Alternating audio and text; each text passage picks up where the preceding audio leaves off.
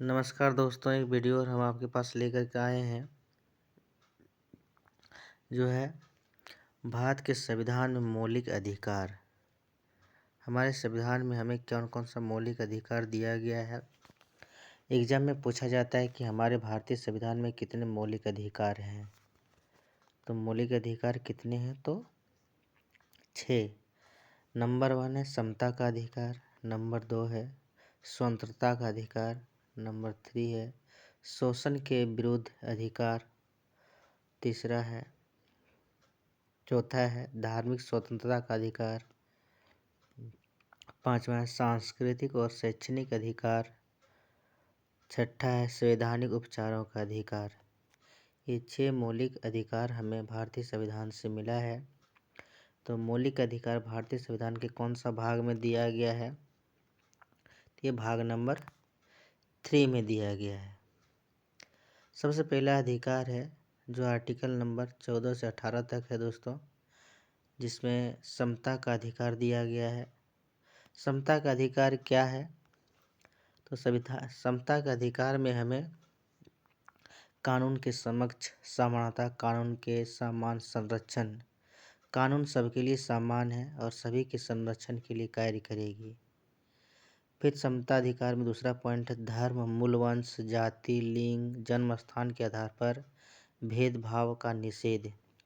इसमें कोई भी धर्म, चाहे हिंदू, मुस्लिम, सिख, ईसाई हो, मूल, वंश, कहाँ का नागरिक, कोई भी भारत का नागरिक हो, जाति, कोई भी जाति का नहीं, कोई भी जाति से कोई मतलब नहीं है, लिंग, स्त्रीलिंग हो चाहे पुल्लिंग हो, जन्म स्थान, कोई भी जन्म स्थान फिक्स नहीं है, इंडिया के कोई भी कोने में हो सकता है, जिसके साथ भेदभाव नहीं होगा।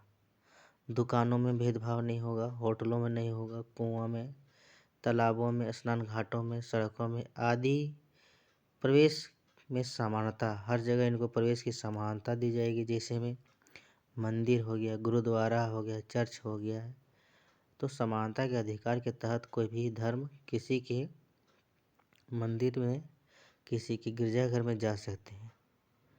अगला पॉइंट है रोजगार की अवसर में समानता, सभी को रोजगार पाने का समान अधिकार है। छुआछूत का अंत, समानता के अधिकार में छुआछूत का अंत दिया गया है। तो छुआछूत क्या होता है कि बड़े लोगों को बैठना छोटे लोगों के लिए असहज महसूस न होवे, छोटे बड़े को दोनों को समान स्थान मिले।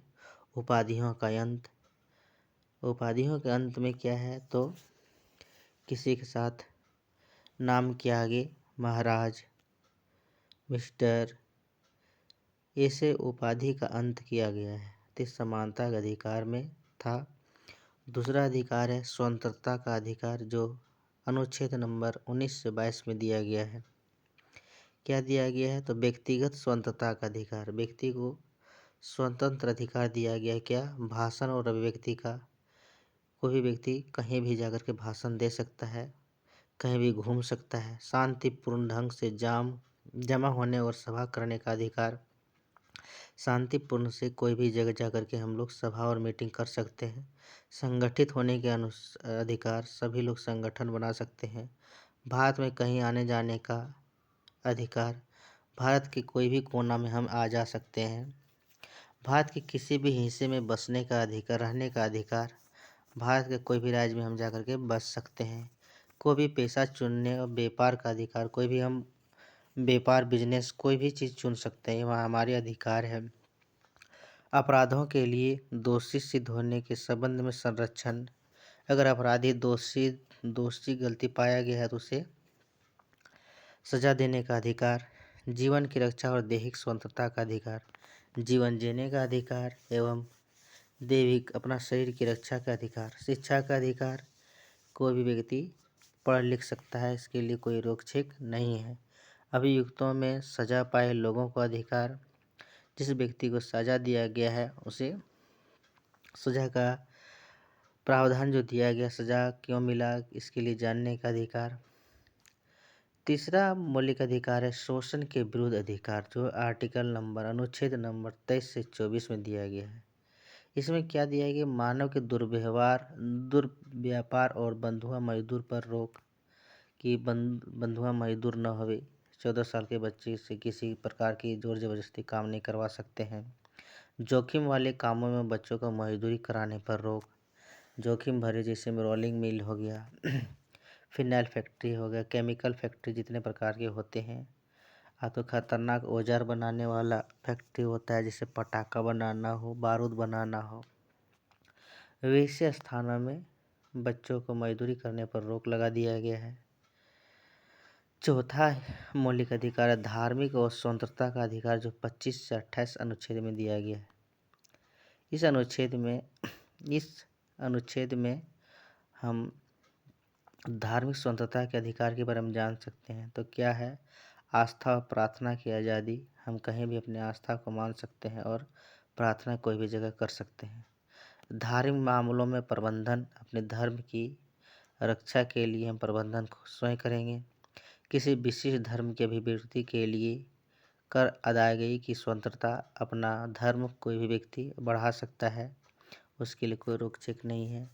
कुछ शिक्षा संस्थाओं में धार्मिक शिक्षा या उपासना में उपस्थिति होने का स्वतंत्रता, जिसमें कोई भी स्कूल विद्यालय हो जहाँ पे कई प्रकार के धर्म के लोग पढ़ते हैं, वहाँ सभी को अपने अपने धर्म की रक्षा करने की उपासना स्वतंत्रता दिया गया है।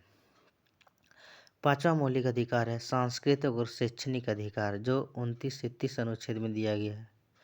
अल्पसंख्यकों की भाषा और संस्कृति के संरक्षण का अधिकार। इस मौलिक अधिकार में दिया गया अल्पसंख्यक मतलब जिनकी संख्या कम है, उनकी भाषा, उनकी संस्कृति का रक्षा करना। अल्पसंख्यकों को शैक्षणिक संस्थाएं स्थापित करने का अधिकार। वे लोग शैक्षणिक संस्थाएं, स्कूल, कॉलेज, गुरुकुल, कोचिंग संस्थान ये सब स्थापित कर सकते हैं, उन्हें अधिकार दिया गया है। लास्ट और छठा अधिकार है मौलिक अधिकार है संवैधानिक उपचारों का अधिकार। मौलिक अधिकारों को लागू करवाने के लिए न्यायालय के जाने का अधिकार। कोई भी व्यक्ति अपने अधिकार को पाने के लिए सुप्रीम कोर्ट, न्यायालय, हाई कोर्ट तो जिला कोर्ट कहीं भी जाकर के अपील कर सकती है। इस प्रकार से अगर हमारी वीडियो आपको पसंद आ रही है तो लाइक कीजिए, सब्सक्राइब कीजिए, कमेंट कीजिए। धन्यवाद।